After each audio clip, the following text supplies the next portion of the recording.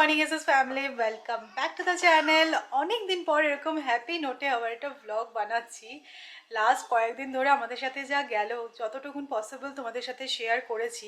দেখো, লাইফের টাফ টাইমে ক্যামেরা ধরে ব্লগ করে সেটাকে কন্টেন্ট বানানোর মতন মানসিকতা আমাদের নেই, তাই জন্য হয়তো অনেকটা পিছিয়ে আছি, বাট এরকম পিছিয়ে থাকাও ভালো। যাই হোক, বাবা যে সুস্থ হয়েভাবে বাড়ি ফিরবে এটা ভগবানের আশীর্বাদ ছাড়া আর কিছুই নয়।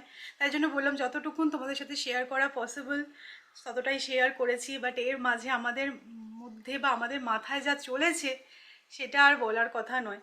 যাই হোক, সব কিছু ঠিকঠাক হয়ে গেছে। সবাই প্রে করো যেন বাবা ভালো থাকে, সুস্থ থাকে। মেনলি এখন আমাদের যে এখন এজ হচ্ছে না, মানে আমাদের একটাই ডিমান্ড থাকা উচিত লাইফে, যে নিজেদেরকে সুস্থ রাখা, ভালো রাখা, আর আমাদের মা বাবা যেন ভালো থাকে, মানে দুই বাড়িরই প্যারেন্টস যেন সুস্থ থাকে, তবে গিয়ে আমরাও কিন্তু সুন্দরভাবে থাকতে পারবো। মানে মা বাবাকে ছেড়ে দূরে থাকা না, এটা ভীষণ একটা মানে অ্যাংজাইটির মধ্যে থাকা, কিন্তু কিছু করার নেই, তোমাকে বাস্তবটাও মানতে হবে। তো সেই হিসেবে আর কি বলবো বলো, যারা তোমরা বাইরে থাকো, মা বাবাকে ছেড়ে থাকো, তারা বুঝবে আমার ফিলিংসটা। আর এই যে দেখে নাও, এই ফ্রেমটা আবার অনেক দিন বাদে সেই কলকাতা যাওয়ার দিন ছিল, আবার আজকে সবাই একসাথে আবার গুড মর্নিং বলে সবাইকে। আমিও চলে আসলাম, কারণ আমার অফিসের কিছু কাজ আছে, আর কলকাতায় বাবা এখন অনেকটাই বেটার। এই কি করছে এগুলো? আমি ভেবেছিলাম যখন সৌরভ আসবে তখন ওই মোমেন্ট একটু ক্যাপচার করব। বাবা, ছেলের কি রাগ! হ্যাঁ, আমি পুরো মানে অবাক হয়ে গেলাম। আমি এরকম রিঅ্যাকশন ওর থেকে এক্সপেক্ট করিনি এই বয়সে। হ্যাঁ, ও কিছুতেই না আমার কাছে আসবে না। কালকে যখন আমি এলাম তারপরে বলতে দাও, কিছুতেই আমার কাছে আসছে না, মানে সৌমির কাছে চলে যাচ্ছে। আর আমি বলছি যখন যে আমি স্যারে চলে যাবো আবার কলকাতায়, বলছে না। আবার মাঝে মাঝে একটু হেসেও ফেলছে ফিক ফিক করে, কিন্তু সোফার সাইডে বসলে এখান থেকে উঠে যাও, এখানে তোজো বসবে। মানে খুব রাগ হয়েছিল অ্যাকচুয়ালি আমার উপর। আচ্ছা, পাপাকে একটুখানি আদর করে দাও এবার। না, এখন ভাব হয়ে গেছে আমাদের। বলছে পাপাকে আই লাভ ইউ বলবে না। কালকে ভীষণ রেগে গেছে, মানে সত্যি কথা ওইটা ক্যাপচার করা যায়নি। আমি ভেবেছিলাম হয়তো সৌরভ আসলেই ছুটে যাবে, বাট সেরকম একদমই নয়। ভীষণ রাগ হয়েছে, অভিমানে একটা ছিল। তারপরে অনেকক্ষণ পর, প্রায় আধ ঘন্টা 45 মিনিট পর দেখলাম আস্তে আস্তে গেল। হ্যাঁ, রাগটা ভেঙেছে। তারপর বাবা কোথায় গেছিল? আমরা সত্যি এক্সপেক্ট করিনি।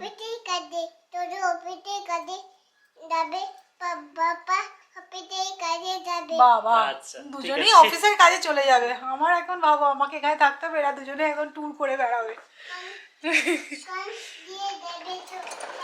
এখানে একজনকে দেখো চাটনিতে ডুবিয়ে ডুবিয়ে ইডলি খাচ্ছে। ভালো মানাই? শুধু চাটনি খেলে হবে না, তুমি ইডলিটাও কামড় দাও, কামড়াও। ঠিক আছে।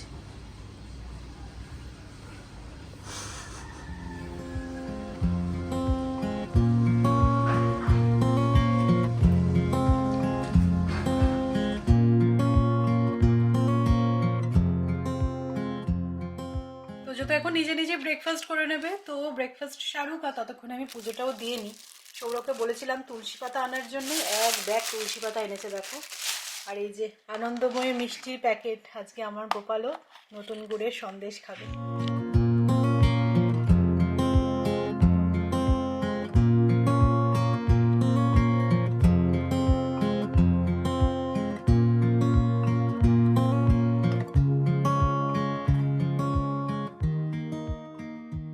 আজকে বাবা ছেলের এক ব্রেকফাস্ট, আর আমার আবার অন্যরকম ব্রেকফাস্ট। তো সৌরভ আর তোজোকে ইডলি বানিয়ে দিয়েছি, আর চাটনি বানিয়েছি, আর আমি একটা সানি সাইড আপ, আর তার সাথে একটা অরেঞ্জ।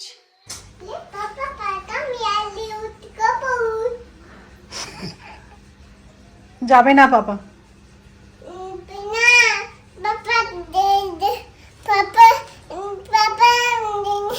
পাপাকে আই লাভ ইউ বলেছো তুমি?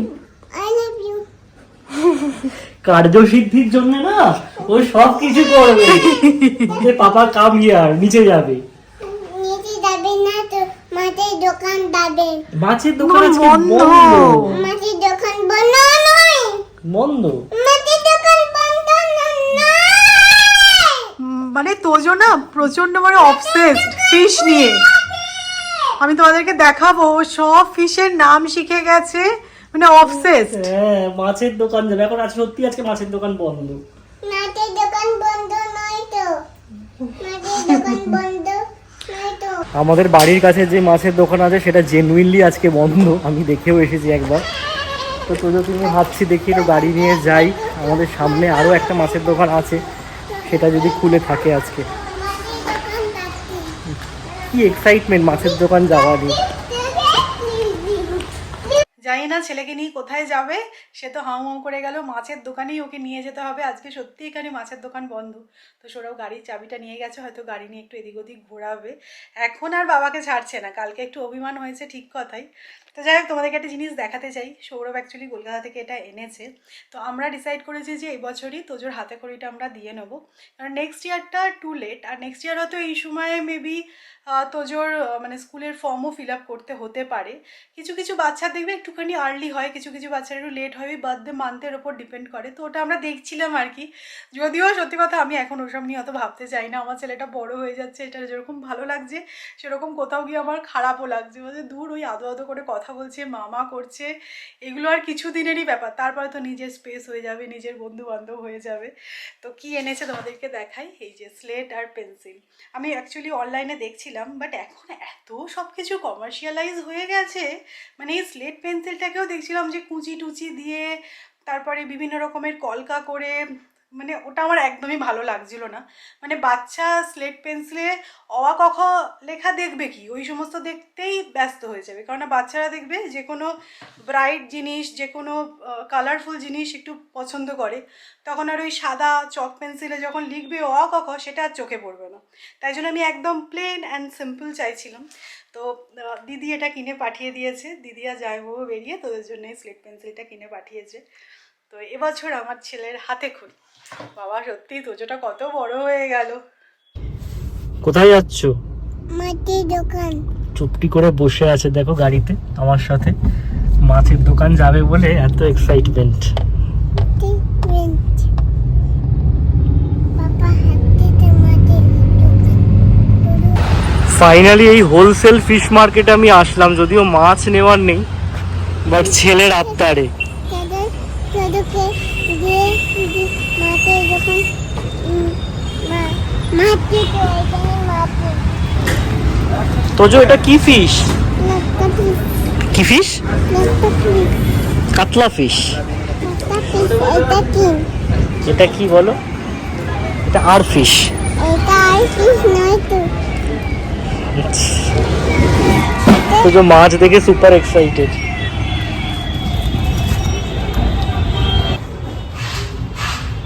তোজো এগুলো কি? Kim Cape. কিং ক্র্যাব, আচ্ছা। আর এটা কি তোজো? এটা কি বলতো তো? কি? পিস। চিংড়ি ফিশ, ঠিক ঠিক। আর এটা কি তোজো? এটা কি বলতো তো? পোমরা। পমড়া ফিশ না, পমফ্রেট ফিশ। Pomfret piece. আর এটা কি? এটা কি? হুম, চিংড়ি পিস তো। চিংড়ি ফিশ, ঠিক ঠিক। আর এইটা আবার কি তোজো? ক্র্যাব। ক্র্যাব। ক্র্যাবটাই নিয়ে দাও না তো। ক্র্যাব বই খাবে। একটা কথা আছে, মাছে ভাতে বাঙালি। আমার ছেলে হচ্ছে কি তার প্রাইম এক্সাম্পল। বাবা এতদিন পর বাড়ি এসছে, দেখাও তো কিম ক্র্যাব। King crab. বাবার কাছে কি আবদার? মাছের দোকানে যাবে। কি এক্সাইটমেন্ট শুধু দেখো।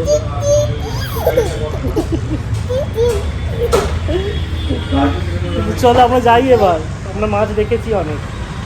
আজকে তোজোকে একদম তাড়াতাড়ি ঘুম পাড়িয়ে দিলাম, এখন বেজেছে 2টো, আমরা এই জাস্ট লাঞ্চ করছি। তো আজকে আমার লাঞ্চের মেনু তোমাদেরকে দেখাচ্ছি। আমাকে কেউ জাজ করো না, বাট আমি একটু হেলদি খাওয়ার চেষ্টা করছি।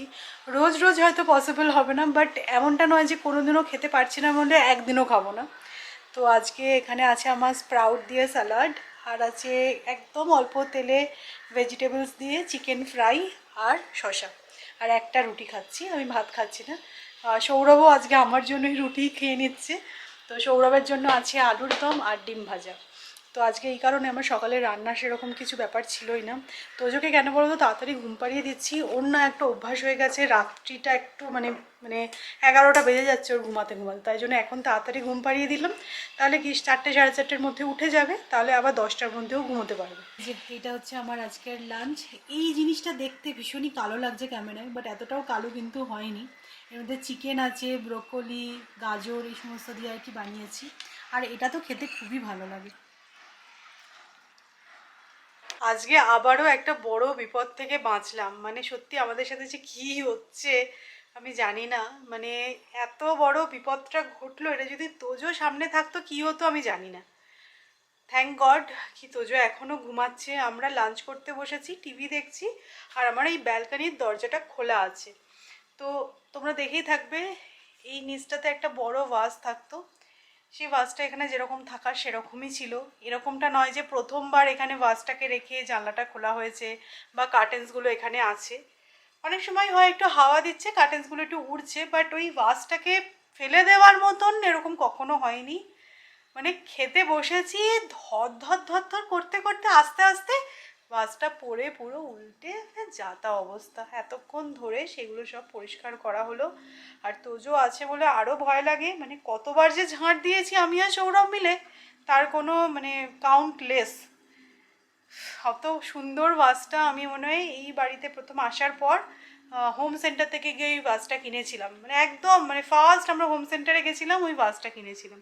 অত শখের জিনিসটা নষ্ট হয়ে গেল ভাবো। মানে কিভাবে যে হলো এখন আমি বুঝতে পারছি না, কেননা এই ডোরটা খোলাই থাকে, এই যে একটু হাওয়া দিচ্ছে, যা পর্দাটা একটু উড়লো, উড়ে ফ্যাটাস করে মানে ওটাকে নিয়ে পড়লো। Seriously good evening. এখন বেজে গেছে 6:30।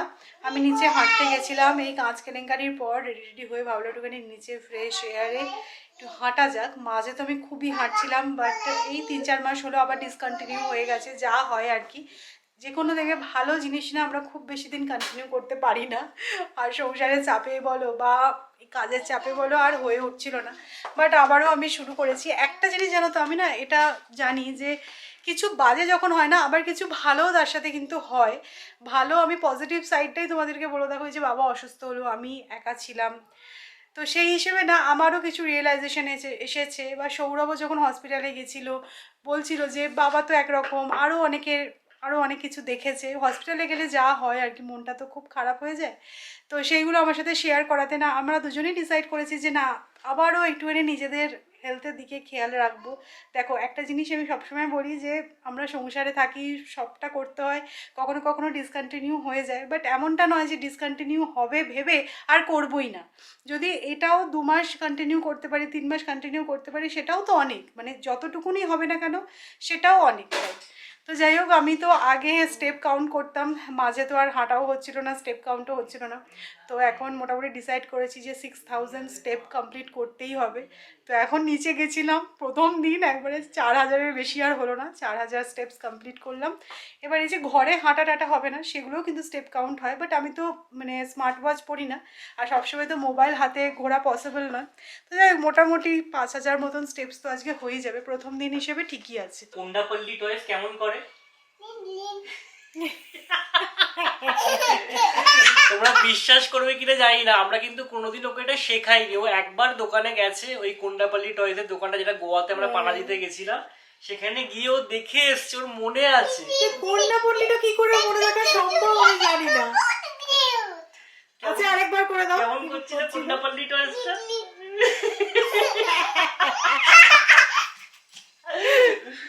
ভালো লেগেছে তোমার কোন্ডাপল্লী টয়?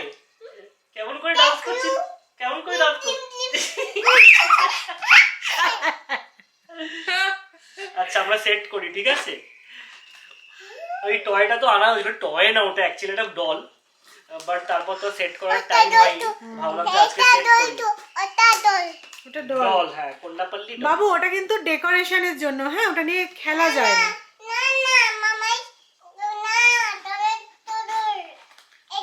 তোজোর বাড়িতেই থাকবে, তোজো দেখবে আর ডান্স করবে। কেমন করে ও ডান্স করবে আর তুমিও ডান্স করবে। ফাজিল হয়েছে।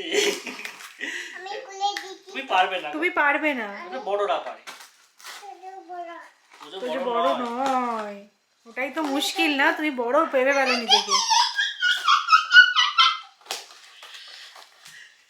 আচ্ছা আরেকবার ডান্সটা করে দাও।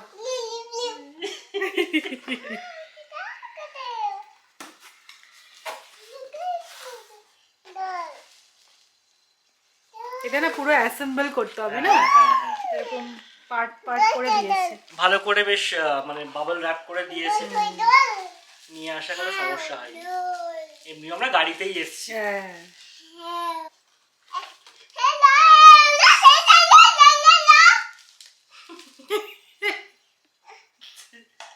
ওরকম করে ওরম করে না আস্তে বাবু।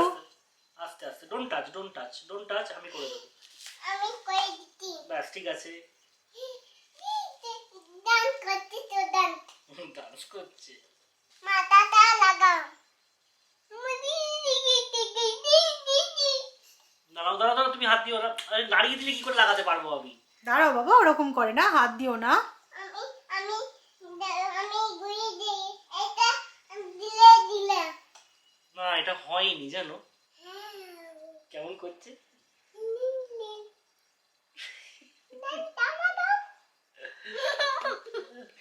তোজোর এক্সাইটমেন্টটা দেখার এটা মতো। কি?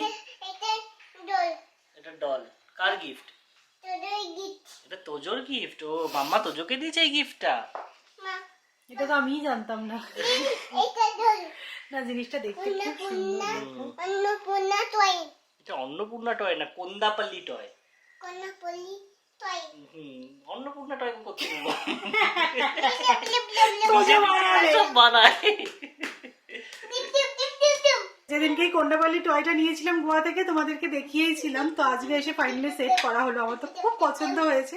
আমি না অনলাইনেও এই জিনিসটা দেখেছিলাম, বাট সেটাই শুধু মাথাগুলো নড়ে, এটা দেখো পুরো বডিটাই কিন্তু নড়ছে, আর টাচ করতে হচ্ছে না, হালকা হাওয়া দিলেও কিন্তু সুন্দর দুলবে। তো খুব ভালো লাগছে দেখতে। ডিনারে আজকে দেখো তিনজনের জন্যই একদম সবজি দিয়ে মুসুর ডাল বানিয়ে নিচ্ছি। এটা শীতকালে খেতেও বেশ ভালো লাগে।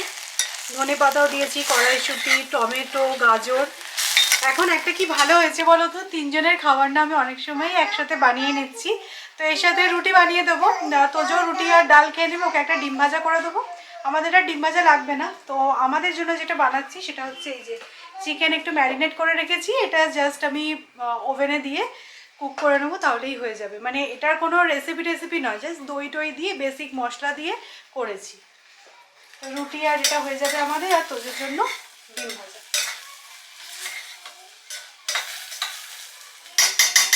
এই উইকেন্ডে আমাদের অফিসে ফ্যামিলি ডে ছিল। মানে এমনিতে তো ইন জেনারেল আমাদের অফিস ক্যাম্পাসের মধ্যে ফ্যামিলি মেম্বারদের অ্যালাউ করে না, বাট এই উইকেন্ডে স্পেসিফিক্যালি ওরা একটা ফাংশন অর্গানাইজ করেছিল, যেখানে ইমিডিয়েট ফ্যামিলি মেম্বার মানে প্যারেন্টস, ওয়াইফ, কিডস সবাইকে নিয়ে তোমরা ওখানে যেতে পারবে। একটা ফাংশন টাইপের ছিল, খাওয়া দাওয়া ছিল প্রচুর। তো আমি জাস্ট অফিস করছিলাম আর বসে বসে দেখছিলাম সবাই পিকটিক আপলোড করছে। ইট ওয়াজ ফান। আর ভেবেছিলাম যাবো, তোজোকে নিয়ে গেলে মজাই হতো, বাকি কলিগসদের সাথেও দেখা হতো, আর আমার অফিসটাও দেখতে পেতো। কারণ আমার অফিস ক্যাম্পাসটা it's more like a resort rather than a campus, office campus. তো যাই হোক, নেক্সট টাইম হবে এখন অফিসের খুব চাপ। গোয়া গেছিলাম বলে ছুটি নিয়েছিলাম, তার মধ্যে আবার কলকাতা গেছিলাম বলে এক্সট্রা ছুটি, সব মিলিয়ে পুরো ঘেঁটে গেছে কাজকর্ম। এমনিতেই যে ভ্যাকেশনটা ছিল আর কি, ক্রিসমাস নিউ ইয়ার পিরিয়ডের পরে সবাই যখন কাজে ফিরেছে তখন আমি ছুটি নিয়েছি। তো চলো আজকের ব্লগটাকে এখানেই এন্ড করছি। মায়ের সাথে কথা হলো, অ্যাকচুয়ালি বাবা না একটু ফিজিওথেরাপির দরকার, তো যে ফিজিওথেরাপিস্ট আমরা দেখে রেখেছিলাম সে লাস্ট মোমেন্টে টিচ করেছে, বলছে এখন সময় হবে না, আসবো না, আগে থেকে বলে দিলে বেটার হতো। বাট ঠিক আছে, মা আজকে গিয়ে আরেক জায়গায় কথা বলে এসেছে, ফিজিওথেরাপিস্ট কাল থেকে আসবে, যাতে বাবার মুভমেন্টগুলো আরেকটু যাতে ফ্লুইড হয় আর কি।